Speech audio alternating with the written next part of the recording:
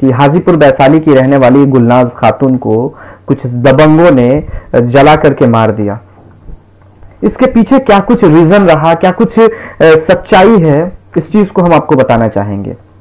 लेकिन उससे पहले हम बताएं कि हाजीपुर वैशाली की रहने वाली गुलनाज खातून की उम्र 20 साल थी और लगभग 2-3 महीने बाद गुलनाज खातून की शादी होने वाली थी और गुलनाज खातून एक गरीब परिवार की बेटी थी।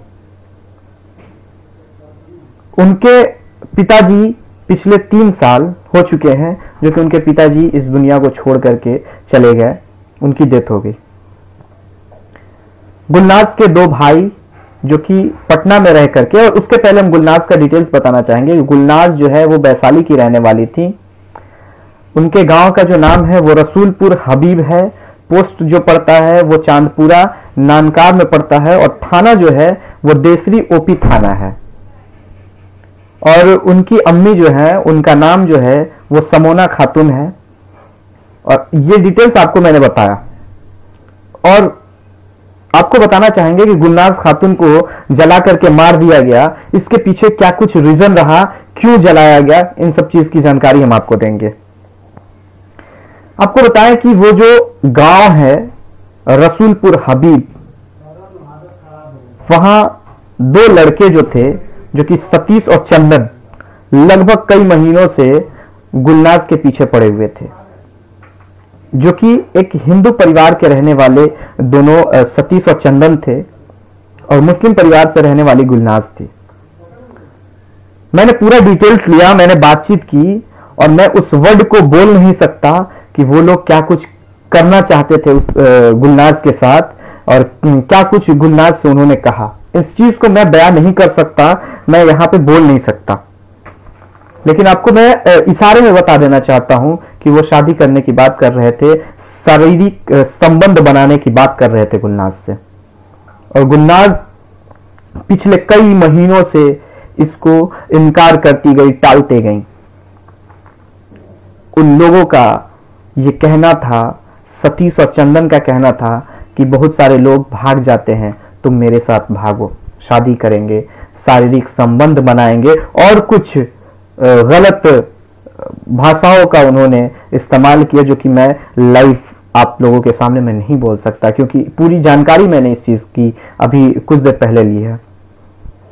मैं कुछ देर पहले 15-20 मिनट पहले वो देसरी थाने में भी मैंने कॉल किया और वहां से मुझे कुछ डिटेल्स भी मिले हैं, मैं उसकी भी जानकारी मैं आपको देते चलूं।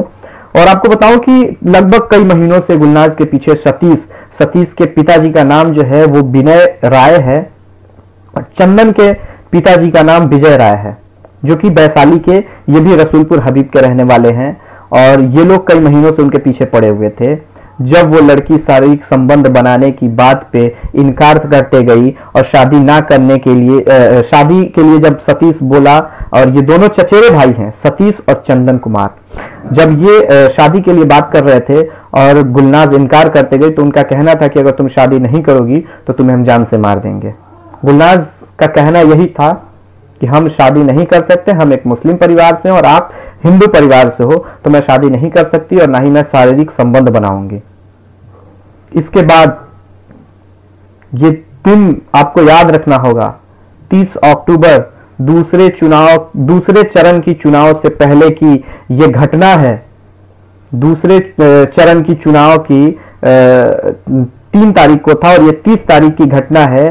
30 तारीख को शाम 5:30 बजे जब गुलनाज और उनकी बहन 5:30 बजे शाम में घर से कचरा लेकर के, घर से कुछ दूरी पे 50 कदम की दूरी पे जब वो लोग कचरा फेंकने गए तो वो सतीश और चंदन मिलकर के उस गुलनाज के ऊपर किरोसिन तेल डाला और डालने के बाद पहले उन्हें मारा, उसके बाद किरोसिन तेल डाला और फिर उसके बदन में, गुलनाज के बदन में आग लगा के वो लोग भाग गए। और भागे इस तरह से कि कचरे का ढेर जहां था, कचरे का अंबार था, उस कचरे के अंबार में गुलनाज को ढकेल दिया गया और कचरे में भी आग लगे और उसके बाद गुलनाज का पूरा बदन जल गया। मैं आपको बताऊं कि बॉडी का लगभग 80% लगभग 80% बॉडी जो था वो जल चुका था। जब उनकी बहन हल्ला की, गांव के लोग जुटे, तो उस बच्ची को बचाने में वो लोग लगे। उसी वक्त सतीश और चंदन चचेरे भाई हैं, इसके एक चाचा आए और जो ले जाके प्राइवेट अस्पताल में उस लड़की को भर्ती कराया गया। लेकिन उस गरीब परिवार के पास इतना पैसा नहीं था कि वो प्राइवेट अस्पताल में उस लड़की का इलाज करा सके, तो फिर गुलनाज को रेफर किया गया पटना। पटना पीएमसीएच में वो लड़की जिंदगी और मौत से लड़ती रही। पटना पीएमसीएच में उसकी मां रोती रही, तड़पती रही। गरीब लड़की तड़पते तड़पते पटना के पीएमसीएच में अपना दम तोड़ दी। ये चुनाव के वक्त गरीबों के मसीहा बनने वाले नेता कहां थे? ये चुनाव के वक्त मजलूमों के मसीहा बनने वाले लोग कहां थे? सरकार बनाने के वजह से चुनाव था, चुनाव खराब ना हो जाए, चुनाव में तनाव ना हो जाए, इस वजह से इस आवाज को दबाया गया। वैशाली के जो ओपी थाना है, जो देसरी ओपी थाना है, उस थाने में 30 तारीख को ही एफआईआर किया गया, लेकिन उस एफआईआर को दबा दिया गया था। ये बेटी बचाओ बेटी पढ़ाओ का स्लोगन देने वाले लोग आज कहां हैं? बिहार में, यूपी में हो रहा है कि जहां वर्दी पहने हुए लोग लड़की को पेट्रोल छिड़क के जला रहे हैं, तो बिहार में कुछ युवा लड़की के ऊपर केरोसिन तेल डाल करके जला रहे हैं। कहां है सुशासन बाबू जो जंगल राज की बात करते थे? अब तो ये महा जंगल राज देखने को मिल रहा है बिहार में। सलाम है हमारे पटना विश्वविद्यालय के छात्रों को जिन्होंने इस आवाज को बुलंद किया, नहीं तो इसे दबा दिया जाता। उस गरीब परिवार के पास इतने पैसे नहीं थे कि वो उस लड़की को यहां से अपने घर तक ले जा सकें। पटना विश्वविद्यालय के छात्र मिलकर के उस लड़की के बॉडी को ले जाकर के कारगिल चौक पे आंदोलन किए, और आंदोलन करने के बाद पुलिस प्रशासन के तरफ से कुछ सहयोग मिला। तब उम्मीद लग रहा है कि गुलनाज को इंसाफ मिलेगा। गुलनाज इस दुनिया को छोड़ के चली गई। यहां जाति धर्म की बात ना की जाए तो बेहतर है। सारे नेताओं को आज सड़क पे उतर के, सारे लोगों को सड़क पे उतर के गुलनाज के लिए इंसाफ का गुहार लगाना चाहिए। सलाम है पटना विश्वविद्यालय के छात्रों को जिन्होंने गुलनाज के लिए आवाज को उठाया। गुलनाज को इंसाफ दिलाने की बात कर रहे हैं वो लोग, और सलाम है पटना विश्वविद्यालय के छात्रों को जिन्होंने गुलनाज की आवाज को बुलंद किया, इंसाफ दिलाने की आवाज को बुलंद किया।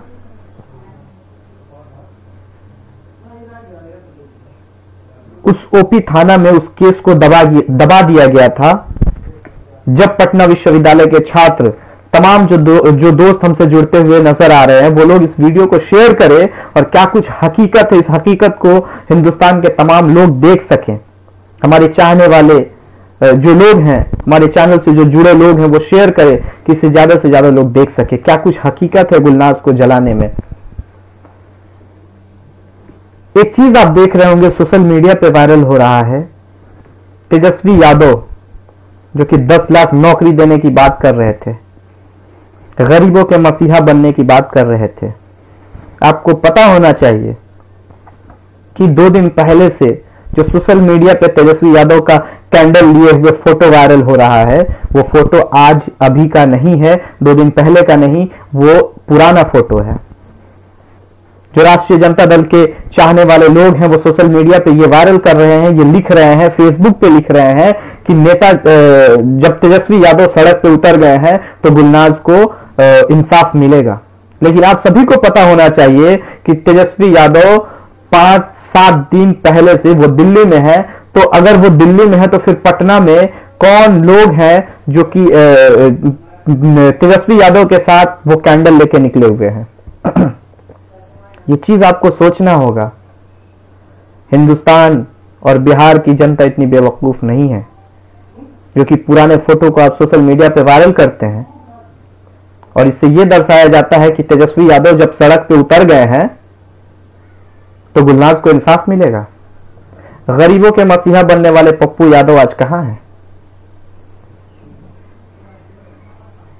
सुशासन बाबू शपथ लेने के लिए बेचैन, एक अलग चाहत थी शपथ लेने के लिए।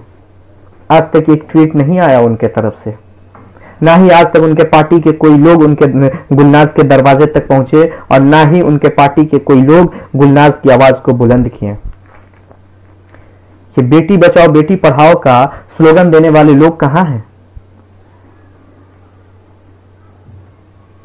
बिहार की बेटियां जब घर से 50 कदम निकल करके सुरक्षित नहीं रहती हैं तो वो अपने परिवार को छोड़ करके कैसे बाहर जाएंगी? पटना पीएमसीएच की स्थिति यह है कि एक गरीब परिवार के पास पैसा नहीं होने के कारण उस लड़की की इलाज सही से नहीं होती है। लंबी लंबी बात करती हैं यहां के जो नेता हैं। चुनाव के वक्त हजारों की तादाद में लोग के दरवाजे तक पहुंचते थे यही नेता और हाथ जोड़ के, ऐसे हाथ जोड़ के कहते थे कि आप वोट दीजिए और हम पे विश्वास कीजिए, हम कुछ बेहतर करेंगे। कहां है आज? मैं अभी कुछ देर पहले हमारी डायरेक्ट बात हुई हमारी थाना में, जो कि देसरी ओपी थाना जो है वैशाली में, वहां हमारी बात हुई तो पता चला कि जो चंदन कुमार की अरेस्टिंग हो चुकी है। और आपको ये भी बताते चले कि वहां के जो थाना अध्यक्ष विश्वनाथ देव दुबे जो हैं, विश्वनाथ देव दुबे, उनको निलंबित कर दिया गया है। वहां के पुलिस अधीक्षक जो हैं श्री मनीष कुमार, वो एक अलग टीम तैयार किए हैं इन दबंगों को पकड़ने के लिए, इन अपराधियों को पकड़ने के लिए, जिसमें से एक चंदन कुमार अरेस्ट हो गया है। अभी हमारी बात जो हुई है देसरी ओपी थाना में हमारी बात हुई है डायरेक्ट कॉलिंग से, तो पता चला कि चंदन को अरेस्ट कर लिया गया है, लेकिन सतीश अभी भी फरार है। और उन्होंने कहा, वहां से हमारी बात हुई और उन्होंने कहा कि बहुत जल्द सतीश को भी अरेस्ट कर लिया जाएगा और गुलनाज को इंसाफ मिलेगा। लेकिन सवाल यहां उठता है कि बिहार में बेटी बचाओ बेटी पढ़ाओ का नारा बिहार में भी दिख रहा है। हर ट्रैक्टर पे, हर ट्रक पे, हर बस पे लिखा रहता है बेटी बचाओ बेटी पढ़ाओ। मैं तो सरकार से अपील करता हूं कि इस चीज को मिटा देना चाहिए, हर बस और ट्रक से हटा देना चाहिए कि बेटी बचाओ बेटी पढ़ाओ। जब बेटी बचेंगी नहीं तो बेटी पढ़ेंगी कहां से? आज बिहार की स्थिति यह है कि बच्चियां असुरक्षित हैं। गुलनाज घर से केवल 50 कदम की दूरी पे कचड़े फेंकने गई थी और कुछ दबंगों ने गुलनाज के ऊपर केरोसिन तेल डाल करके जला दिया गया। और अभी तक 19 दिन हो गए, अभी तक 2 अपराधी अरेस्ट नहीं हो पाए। इसमें कहीं ना कहीं सरकार की कमी है और थाना अध्यक्ष ने इस चीज को दबा के रखे थे, इसके वजह से उन्हें तो निलंबित कर दिया गया है। लेकिन पुलिस अधीक्षक जो हैं श्री मनीष कुमार, वो कह रहे हैं कि बहुत जल्द चंदन को तो अरेस्ट कर लिया गया है, बहुत जल्द सतीश को भी अरेस्ट कर लिया जाएगा। क्या गरीबों के मसीहा बनने वाले ये नेता क्या सड़क पे उतर के गुलनाज के लिए आवाज नहीं उठा सकते? क्या ये सही हो पाता? वो एक हिंदू परिवार से रहने वाला सतीश और चंदन थे और एक मुस्लिम परिवार से रहने वाली गुलनाज खातून ने इस बात को इनकार किया कि हम संबंध नहीं कर सकते, शारीरिक संबंध नहीं कर सकते, और भी कुछ गलत भाषाओं का उन्होंने इस्तेमाल किया था सतीश और चंदन। जो कि हमारी बात हुई डायरेक्ट, तो इन बातों का खुलासा हुआ, जो कि मैं सोशल मीडिया पे डायरेक्टली आपको नहीं बोल सकता कि वो लोग क्या कुछ बोले थे। शारीरिक संबंध बनाने की बात कर रहे थे वो लोग, शादी करने की बात कर रहे थे वो लोग, जब गुलनाज ने इनकार किया कि हम शादी नहीं कर सकते क्योंकि हम एक हिंदू हैं और हम एक मुस्लिम हैं, और सतीश और चंदन तुम लोग एक हिंदू परिवार से रहने वाले हो, तो हमारी शादी नहीं हो सकती, इसके वजह से गुलनाज के ऊपर केरोसिन तेल डाल करके जला देने का काम किया उन्होंने। और उसके बाद पीएमसीएच की स्थिति यह है कि पीएमसीएच में गरीब परिवार के रहने वाली गुलनाज का इलाज तक सही से नहीं होता है, जिसके बाद वो लड़की मर जाती है। लेकिन इंसाफ अभी तक नहीं मिला। नीतीश कुमार जी अभी तक एक ट्वीट तक नहीं किए। तेजस्वी यादव जो गरीबों के मसीहा बनने की बात कर रहे हैं, वो बैठे हुए हैं दिल्ली में और पटना के सड़कों की फोटो, जो 2 साल पुरानी फोटो है, उस फोटो को सोशल मीडिया पे वायरल कर रहे हैं कि हम गुलनाज के इंसाफ के लिए आवाज उठा रहे हैं। बिहार की जनता को इस चीज को समझना चाहिए और आपको पता लगाना चाहिए। कोई भी न्यूज में आकर के, किसी के बहकावे में आकर के कोई भी बातों पे यकीन नहीं करना चाहिए। आप सभी को पता है कि तेजस्वी यादव दिल्ली में है, और जब वो दिल्ली में है तो फिर बिहार में पटना के सड़कों पे वो कैंडल लिए हुए, मोमबत्ती लिए हुए कैसे नजर आ रहे हैं। गरीबों के मसीहा बनने वाले नेता आज कहां हैं। बिहार की बेटियां असुरक्षित हैं। जंगल राज की बात करने वाले, महाजंगल राज चल रहा है, बिहार के नेता लोग कहां हैं। नीतीश कुमार कहां हैं।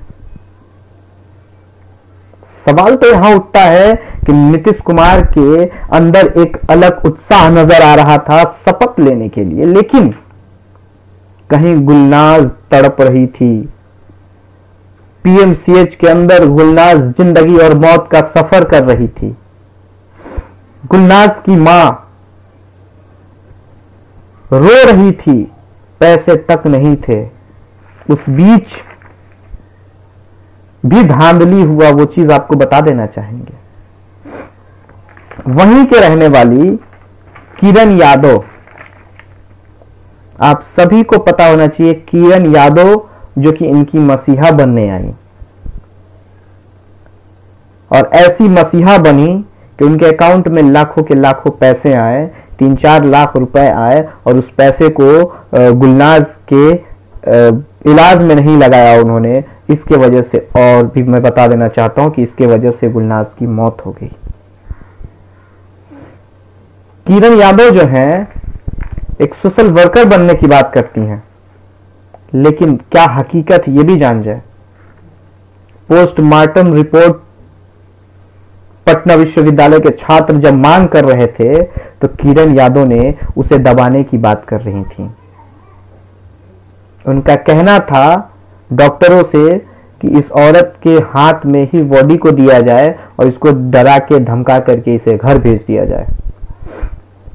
लेकिन सलाम है पटना विश्वविद्यालय के छात्रों को, पटना के कुछ पत्रकारों को, पटना के कुछ वकीलों को, पटना के कुछ अमन पसंद लोगों को, जिन्होंने गुलनाज के बॉडी को, गुलनाज को अपनी बहन मान करके, गुलनाज को अपनी बेटी मान करके उस बॉडी को ले जाके कारगिल चौक में खड़े होकर के, बैठ करके, उस बॉडी को, उस लाश को वहां रख करके उन्होंने आंदोलन किया, अपनी आवाज को उठाया।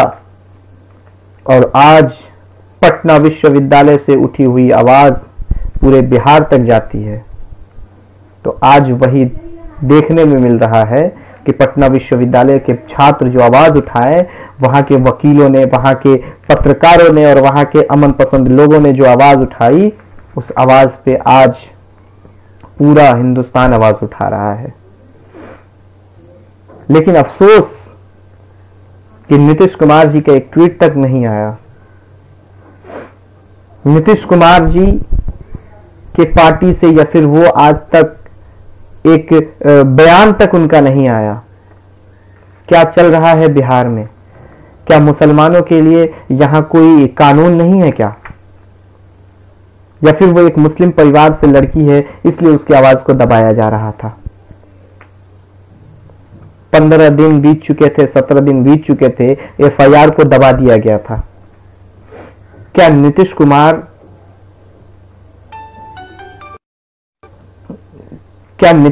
का यही मंगल राज है बिहार में?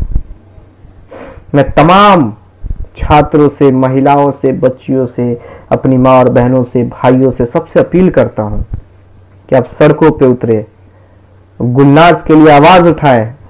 लेकिन आज कुछ लोग ऐसे भी हैं जो कि घर में बैठे हैं। जाति धर्म को छोड़ करके इंसानियत को दिखाएं, नहीं तो आज गुलनाज के साथ ऐसा हुआ है तो वो दिन दूर नहीं जब आपके माँ और बेटियों के साथ, आपके बहनों के साथ ऐसा कुछ होने वाला है बिहार में। और उस वक्त भी ये नेता लोग आपके साथ नहीं खड़े होंगे। राजनीति को छोड़ करके नेता लोगों को सड़क पे आना चाहिए।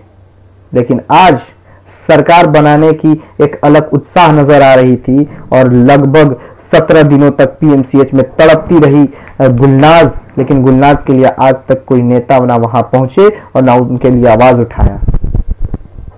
मैं हाथ जोड़ के तमाम लोगों से अपील करता हूं कि इस आवाज को ज्यादा से ज्यादा आप लोग उठाएं, नहीं तो वो दिन दूर नहीं, क्योंकि आप भी बिहार के रहने वाले हैं, वो दिन दूर नहीं जब आपके बहन के साथ, आपकी बेटी के साथ और आपके परिवार की महिलाओं के साथ ऐसी घिनौनी हरकतें की जाएंगी और आप देखते रह जाएंगे। फिर आपके साथ भी कोई आवाज उठाने वाला नहीं होगा। तो तमाम बिहार के लोगों से मैं अपील करता हूं, रिक्वेस्ट करता हूं कि गुलनाज के लिए आप लोग सड़क पे उतरें, आंदोलन करें, गुलनाज के लिए ज्यादा से ज्यादा आवाज उठाएं कि गुलनाज को इंसाफ मिले। नहीं तो वो दिन दूर नहीं जब आपकी मां, बहन, बेटियों के साथ ये घिनौनी हरकतें होंगी और दिल्ली में और पटना में बैठे हुए नेता अपने घर में रहेंगे, अपने फ्लैट में रहेंगे, लेकिन आपके साथ वो लोग सड़क पर नहीं उतरेंगे।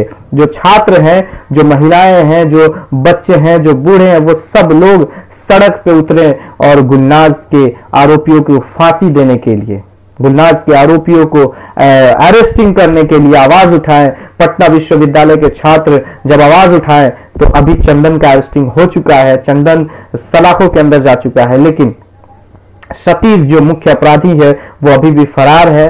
तो मैं तमाम लोगों से कहता हूं कि आप इस वीडियो को ज्यादा से ज्यादा शेयर करें कि लोग देख सकें और क्या कुछ सच्चाई रही गुलनाज के मौत के पीछे, क्यों इन्हें जलाया गया। इन सब सच्चाइयों से मैं आपको रूबरू किया। और फिर से मैं बताऊं कि थाना में अभी हमारी बात हुई है वहां देसी ओपी में, तो वहां से मुझे जानकारी मिली है कि चंदन कुमार को अरेस्ट कर लिया गया है, सतीश अभी भी फरार है और बहुत ही जल्द सतीश भी अरेस्ट हो जाएगा।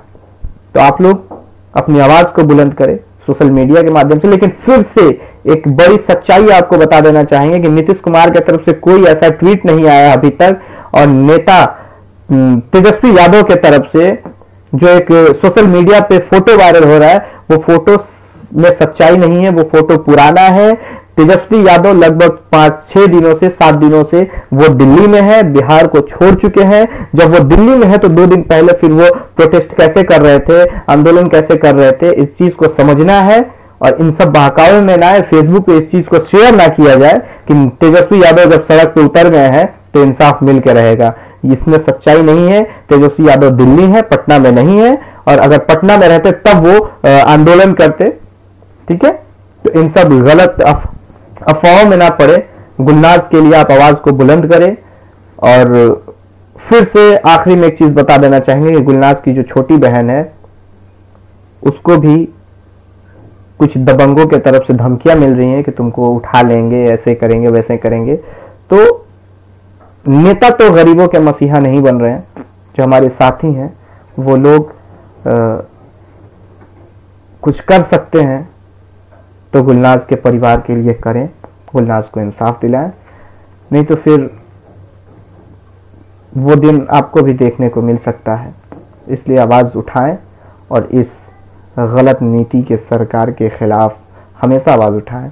और मैं तमाम लोगों से अपील भी करता हूं कि मैं पत्रकारिता करने जा रहा हूं, कर रहा हूं, शुरुआत कर चुका हूं, तो आप लोग दुआ करें कि जाति, धर्म और राजनीति से हट करके एक सच्चाई दिखाने की हिम्मत रखूं क्योंकि जिंदगी और मौत ये एक बार मिलती है। इंसान एक बार पैदा होता है और एक बार मर जाता है।